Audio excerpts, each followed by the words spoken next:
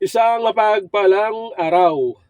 Pag-usapan po natin itong nalalapit na pagre-retiro ni PNP Chief Marbil.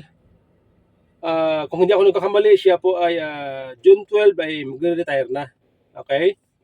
Hindi ko lang alam yung eksaktong petsa kung June 12 ba o June 10. Okay? So, ang maugong po na papalit sa kanya sa pagiging PNP Chief ay itong tatlong matataas na official ng PNP. Sina Lieutenant General Robert Rodriguez, Deputy Chief for Operations. Lieutenant General Edgar Alan Ocobo, Chief of the Directorial Staff. Police Major General Nicolas Torre, Nicolas Torre ay kasama sa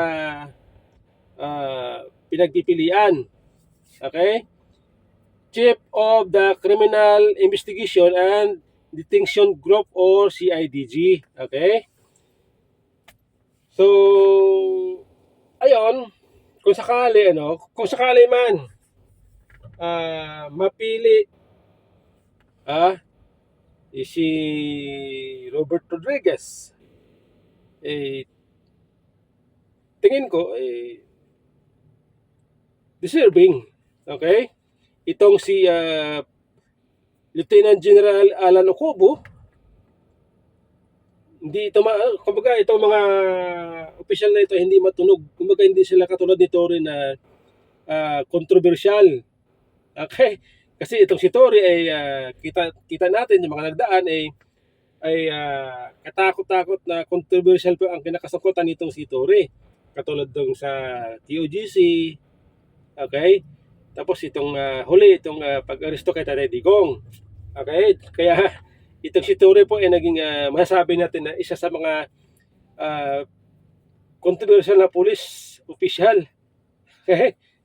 Masasabi natin na maraming galit base sa social media.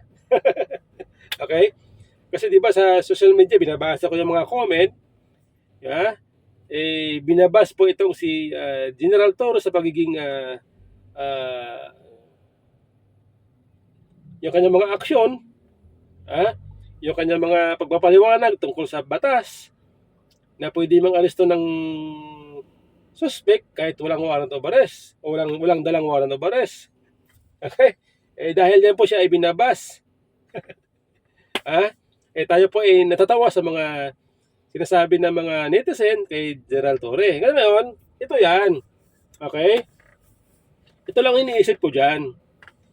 Kung sakali po ay mapili itong si General Nicolas Torre bilang PNP Chief, okay, nasusunod kay, napapalit kay General Marbil, ay ako tingin ko, mukhang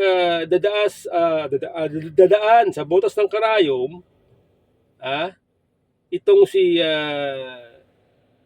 General Nicolas Torre pagdating sa confirmation ng Commission on Commission on alin? Appointments. CA.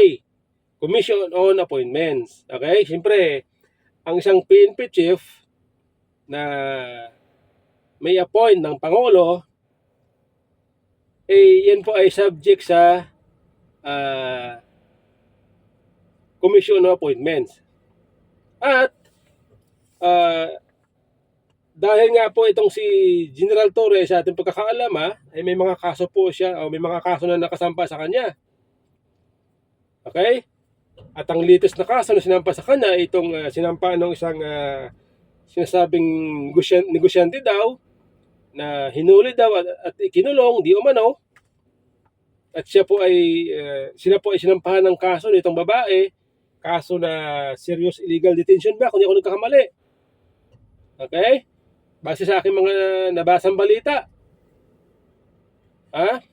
Sumabigat na kaso po yun na kinakaharap itong si General Nicolas Torre. Ngayon, ang problema dito, siyempre, pagdating po sa komisyon, pagsabak niya o pagsalang niya sa komisyon on appointments, siyempre lahat po yan titingnan yung mga pending case. At yung mga pending case na yan, pwede maging basihan para hindi siya ay ma-denied o hindi ma-confirm ang kanyang promosyon. Pag nangyari yon, kawawa ito si Tory. Kawawa ito si Tory.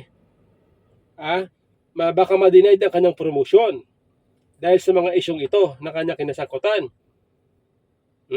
At kung sakali siya ay ma-denied o kung sakali siya ay ma-appoint bilang PNP chief at ma-denied ang kanyang promotion sa CA,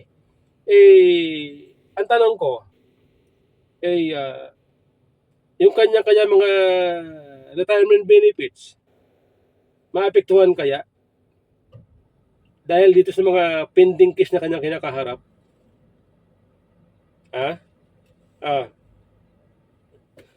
Yan po ang ating iniisip na pwedeng kaharapin itong si General Nicolas Torre kung sakali man na siya ay ma-appoint bilang PNP chief.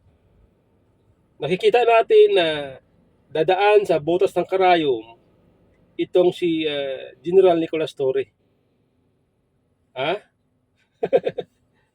Okay?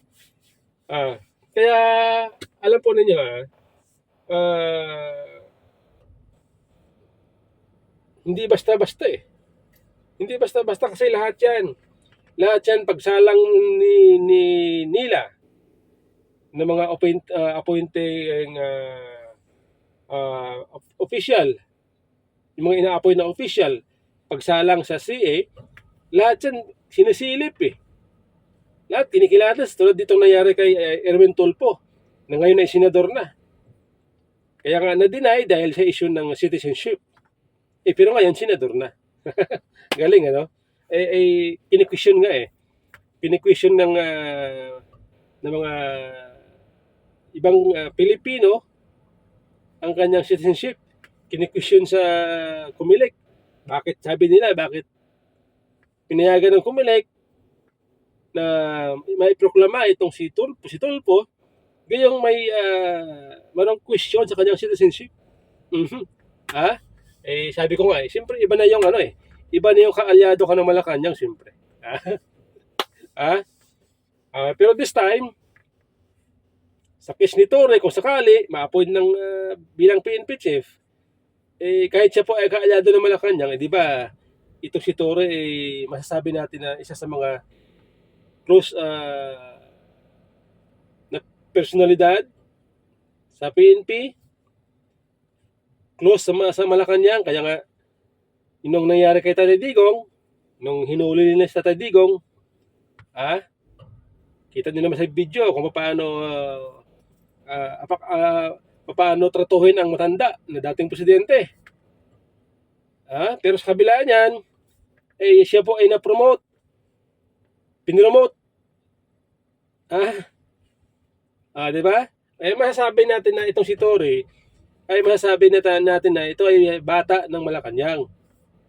Kaya lang, kung sakali po siya ay ma-appoint bilang PNP chief, ay hindi po siya nakakasiguro na siya po ay makakalusot sa CA.